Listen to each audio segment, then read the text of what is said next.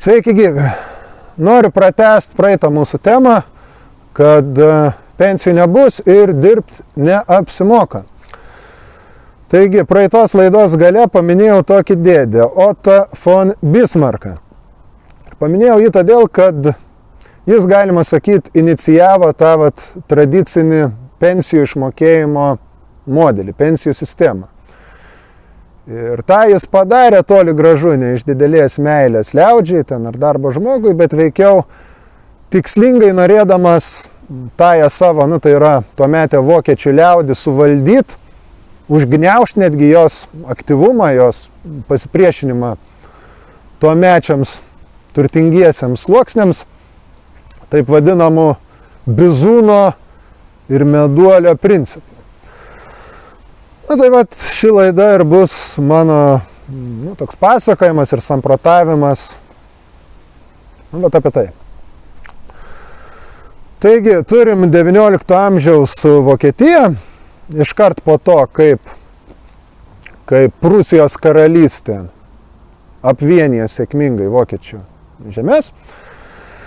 Kaip tas vyko, kokiais būdais ir panašiai, čia atskira tema, į kurią tikslingai susilaikysiu čia nesivelt. Taigi įsivaizduokit, kad apsivienyje daug tų mažų šalelių ir atsiranda naujas darinys, kuris turi nemažus gabaritus geografiškai žiūrint, gerokai didesnis negu dabarties Vokietija. Ir kas svarbiausia, turi labai daug potencialios darbo jėgos. Valstiečių tik ir belaukiančių galimybės vykti į miestus, uždarbiaut. Vėl tie odai, atsiprašau, puola. Tai vėl pasitaisau, turim daug valstiečių pasiruošusių vykti į miestus uždarbiauti. Ir kas vyksta? Ogi Vokietijoje vyksta kažkas panašaus į tai, kas su dabarties Kinija paskutinius 20-25 metus. Tai spartus toks kapitalistinis ekonominis vystymasis. Kaip Kinija nusikopijavo daugelį dalykų nuo Europos, nuo Amerikos ir tapo pasaulio dirbtuvėmis, pasaulio fabrikų, tai ir Vokietija nusikopijuoja, reiškia. Pagrindė nuo anglų, kurie buvo vedanti jėga, Britų imperija tuometėje pasaulyje, kopijuoja produktus, vagia, gali skaityti patentus ir intensyviai kūrė naujas verslovės. Ir lygiai taip pat kaip Kinija. Pradžiai tai tokios pigios padėlkos, nelabai vykę, ilgainiui jau žinom. Made in Germany tampa jau kokybės tokių atributų. Ir atitinkamai tie buvę valstiečiai suguža į miestus ir formuojasi vis didesnė pramonės darbininkų klasė, arba tai, kas yra vadinama proletariatu. Ir kaip tikiuosi, kad nors kažkiek žinot, tai 19 amžiai ant bangos tarp miesto proletariato buvo visų pirma profsąjunginis judėjimas. Tai yra tie darbininkai atvykę dirbti iš kaimų, jie toli gražu, kaip pasakyti, jie gerai per daug negyveno, dirbdavo ilgom valandom, toli gražu ne visuomet gaudavo už tai padorų atlygį. Tuo tarpu jų sąskaita, jiem gyvenant nepritekliui ir dažnu atveju antisanitariniam sąlygom, lūšnynuose, pusrusiuose, rusiuose, susigrūdus fabrikų savininkai, jie nusipelnė gyventi geriau, kaip kai kurie veikėjai Lietuvoje pasakytų. Ir tas atotrukis, tas kontrastas natūraliai kėlė pyktį, kėlė pasipriešinimą ir pačiai pradžiai profsąjunginį judėjimą. Tai darbininkų susivienimą, eiti ir reikalaut iš darbdavio, kad arba mokymum daugiau, arba sumažini darbo valandas, arba sudarai normalesnės sąlygas, arba mes nedirbam. Ir jau maksimaliai ant tų profsąjungų pagrindo jau formavosi įvairūs revoliuciniai antikapitalistiniai judėjimai. Tiek socialistiniai, komunistiniai, apie Markso ir Engelso formuotą pirmą internacionalą. Tiek ir to internacionalo pradžiai sudėtyje Kitos srovės – anarchistai, sindikalistai, kitokie. Bet juos visus vienijo darbininkų susivienimo ar kovos prieš išnaudojimą, siekiant labiau lygios ir labiau teisingos visuomenės ir produkto paskirstymo, šita idėja vienijo bendrai paėmus juos. Ir šitos idėjos pradėjo plisti Vokietijai, kas visiškai dėsninga, nes ant bangos kapitalizmas. Kapitalizmas sukuria milžinišką turtą, milžinišką materialinį techninį progresą, bet tuo pačiu sukuria ir neligybę, sukuria atskirtį.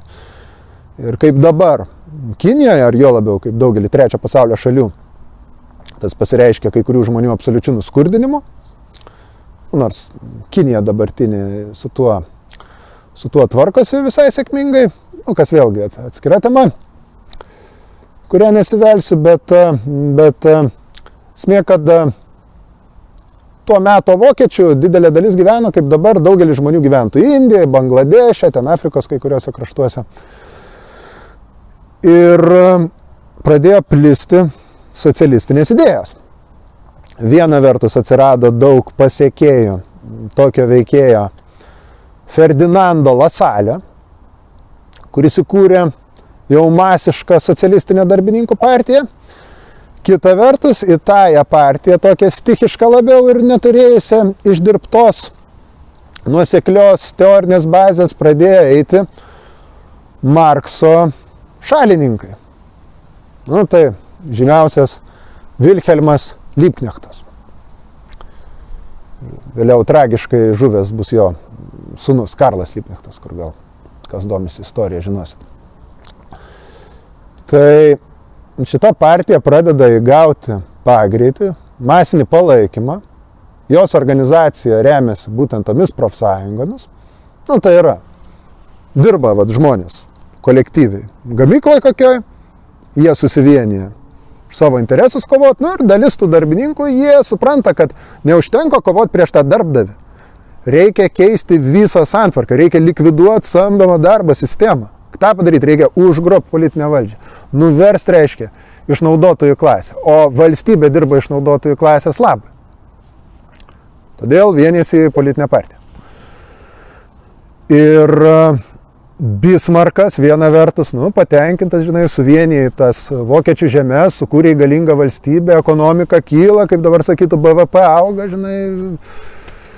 ten jau ne šiaudinis koks Baltijos tigras, o tikras tigras, ta Vokietija. Bet Bismarckui neramu. Ir neramu kodėl? Todėl, kad Bismarckas buvo visiškai dešiniųjų, konservatyvių ir net sakyčiau reakcingų pažiūrų žmogus. Tai yra, net jei pažiūrėsim, kaip jis vienijo Vokietiją, tai buvo Vokietijos suvienijimo variantai skirtingi. Jeigu atsuktumėm laikroduką dar truputėlį atgal, į 1848 metus, tai yra vadinama į tautų pavasarį, kai po visą Europą kilo revoliucijos, reiškia. Daugelis su tikslu pavergtom tautom išsivaduoti iš imperijų. O vokiečių atveju susivienyt, mažas tas valstybėlės suvienyt į vieną. Tai kas tam trukdė? Kas to norėjo, kas tam trukdė? To norėjo daugelis darbininkų, valstiečių ir buržuazija besiformavus. Tai tie verslininkai, pirkliai, miestų. Bet to nenorėjo seni feodalų sluoksniai, kurie valdė didžiąją dalį žemės Vokietijoje. Ir Bismarckas, būdamas Prūsijos karalystės kancleriu, tai yra premjeru, mūsų terminai šnekant, jisai, kai susidūrė su šituo bruzdėsiu 48 metais, jis neturėjo opciją, jeigu jis būtų norėjęs, jis būtų galėjęs tai palaikyti ir pabandyti apie Prūsiją suvienyti vokiečių žemės, be jokio kraujo, be jokių karų, per tokį liaudės sukilimą.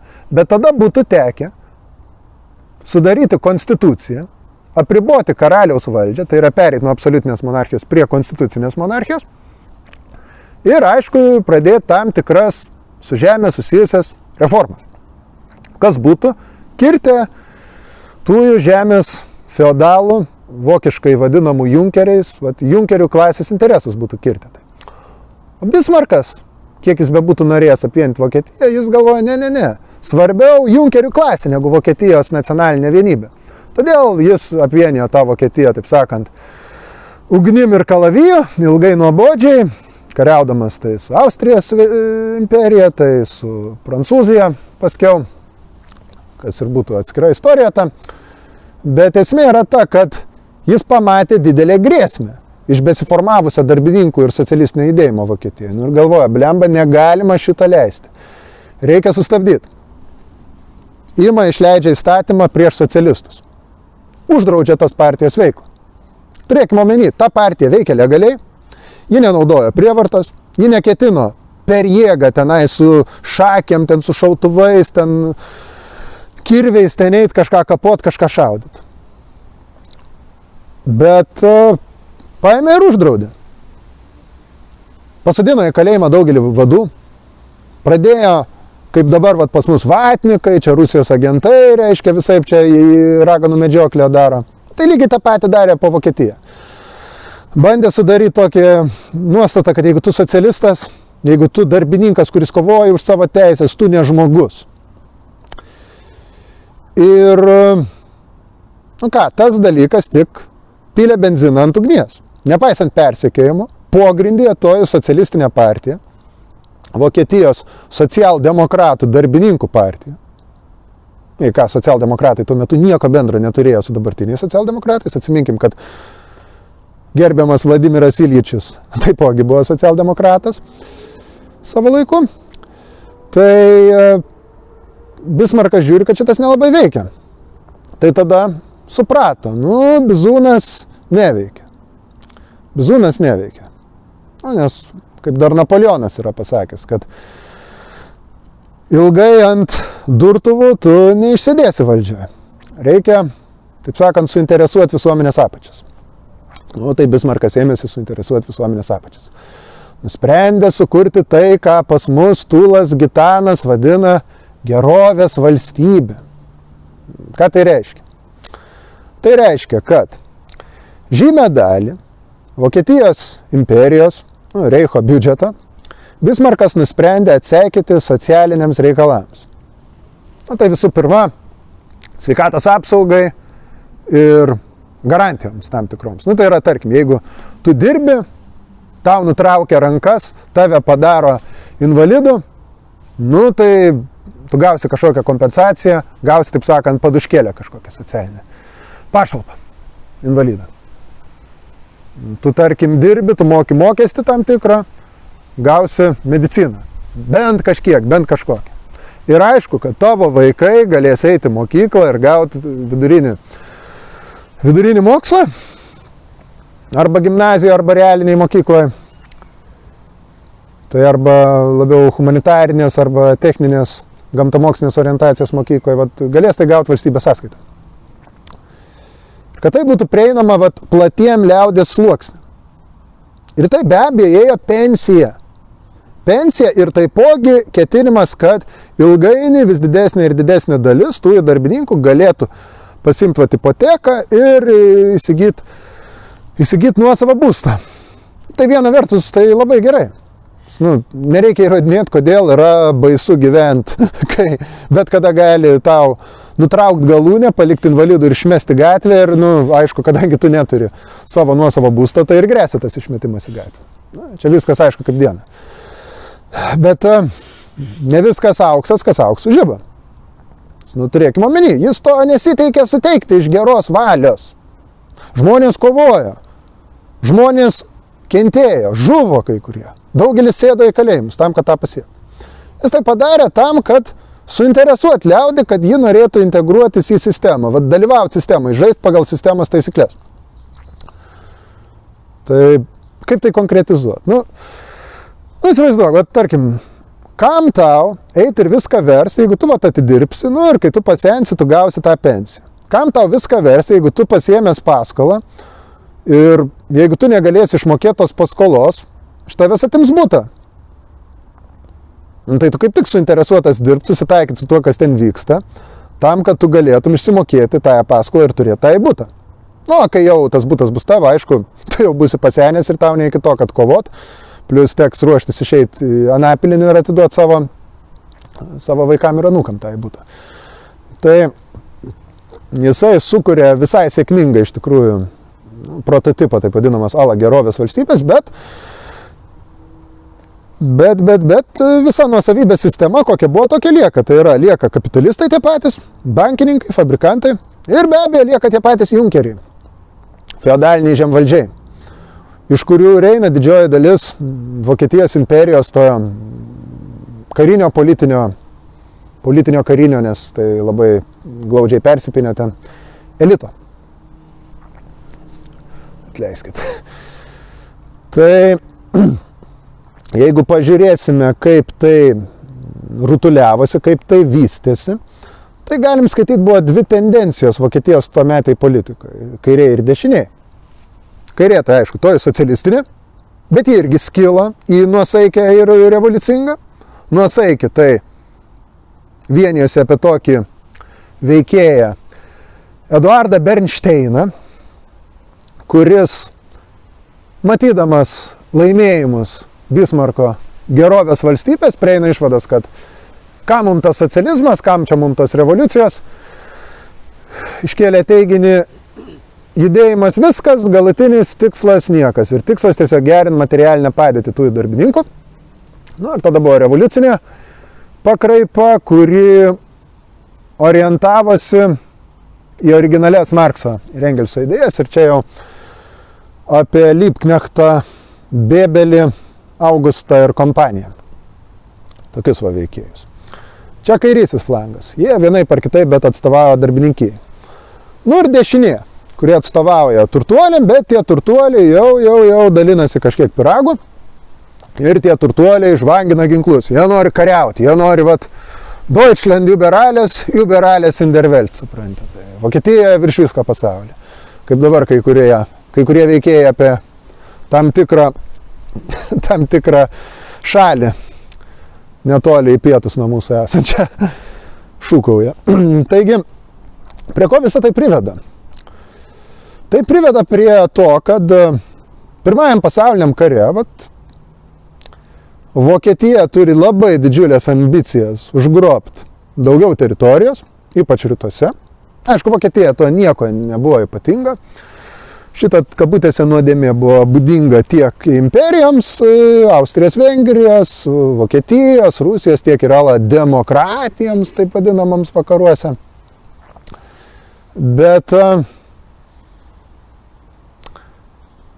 tai vedė prie labai liūdnų dalykų. Nekalbant tik apie karą, bet kai karą Vokietija pralaimėjo ir Vokietija susidūrė su vėl absoliučiu skurdu, nepritekliu, chaosu, primenančiu tuo, kas pas mus vyko 90-aisiais. Dar baisiau gal net. Nu, tai Vokietijoje kas pribrenda? Dėdės ūsais pavardė Hitleris pribrenda. Ir pažiūrėjus, iš dalies, tik iš dalies, aš nesakau, kad visiškai ir nesakau, kad Bismarkas buvo nacistas ar kad Vokietijos imperija buvo nacistinis, fašistinis režimas, bet dalinai Hitleris perėmė tas tradicijas, nes nacizmo ir fašizmo esmė buvo numesti, taip sakant, liaudžiai tų trupinių, tai kaulą pagriaužti, bet palikti viską turtuolių, buržujų, junkerių, reiškia, ponų rankose, tada mobilizuoti liaudį į kovą prieš išorės priešą. Tokia grobuoniška taktika, ne taktika, atsiprašau, strategija ir ideologija, pasaulėžiūra, pasaulėjauta, kuri galiausiai Vokietiją prie katastrofos privedė. Ir kodėl aš apie tai kalbu? Aš pateikiu šitą pavyzdį, nes hitlerizmas visuotinai smerkiamas dalykas ir niekas nebandys greičiausiai, ir beveik niekas nebandys su manim ginčyti, kad čia Hitleris gerai, čia Vokietija pakėlė, ten great again, kaip Trumpas Ameriką nori ir panašiai. Bet panašus principas realiai galioja ir dabar šitoj vartotojiškoj visuomenėje. Vartotojiškoj visuomenėje galioja labai panašus principas. Esmė yra kokia? Grįžtam į tą patį 19 amžiaus galą, kur sukuriama šita gerovės valstybė vokiška. Kaip minėjau, kad socialistinis judėjimas turėjo radikalią, revoliucingą ir reformistinę ar oportunistinę, sakykime, tik pagerinti darbininkų padėtį norinčią pusę. Tai jeigu mes žiūrime į revoliucinį socializmą, tai jo tikslas koks? Jo tikslas ne šiaip pagerinti materialinę padėtį ir, kaip pasakyti, žmogaus poreikiai materialus vis tiek turi tam tikras ribas, turi lubas. Tu vis tiek, kad sočiai pavalgyti, tau reikia tiek ir tiek. Kad normaliai gyventi, tau reikia tiek ir tiek erdvės, reikia to stogo virš galvos panašiai. Tau nereikia rūmų, tau nereikia ten kaip paršai prisiryti, tau nereikia ten visokiausių ten firminių panašiai drabužių. Šitie dalykai yra išpindėjimo. Tai yra pseudo poreikiai, tai nėra poreikiai. Tai yra, kaip rusas sakytų, hatelkas, reiškia, užgaidas. Ir tas nuosaikus reformistinis socializmas, jis palieka labai gerą kabliuką išnaudotojų klasėms manipuliuoti žmonėmis. Ką aš to noriu pasakyti? Aš to noriu pasakyti štai ką. Jeigu kapitalisto tikslas yra priversti žmogų dirbti, ir arti, ir kad jis būtų pasyvus, kad jis nesidomėtų politiką, kad jis nesidomėtų gyvenimu, kad jis nesidomėtų filosofiją, kad jis nesidomėtų istoriją, kad jis nesidomėtų, ką reiškia būti žmogum, ką reiškia būti piliečiu, ką reiškia priklausyti savo visuomeniai, savo tautai, savo klasiai, žmonijai, ne? Kad jis tiesiog suktųsi tame ratelį. Tai, jeigu ten daužys, įengsi, galiausiai sukils ir, tave paskandins kraujuose. Atsiprašau. Tai geriau papirktų tą žmogų. Geriau tu, duok jam meduolį. Tegul, užlipk jam, ant sprando, ištiesk pagaliuką, prie pagaliuko, pritvirtink meduolį. Tegul eina avinas, ar asilas tegul eina, reiškia, link to meduolio. Davai, daugiau, valgyt, kakot, gert, cisiot, pirkt, vartot. Ir realiai tas ir vyksta. Mes turime valdymo sistemą, kur, skirtingai nei Bismarko, kuris, pumpavo karui, pumpavo Vokietijos tą didybę, mes turim sistemą, kuri, visą tą didybę nukreipia, į maksimalų vartojimą, maksimalų pirkimą ir, šlamšto kaupimą.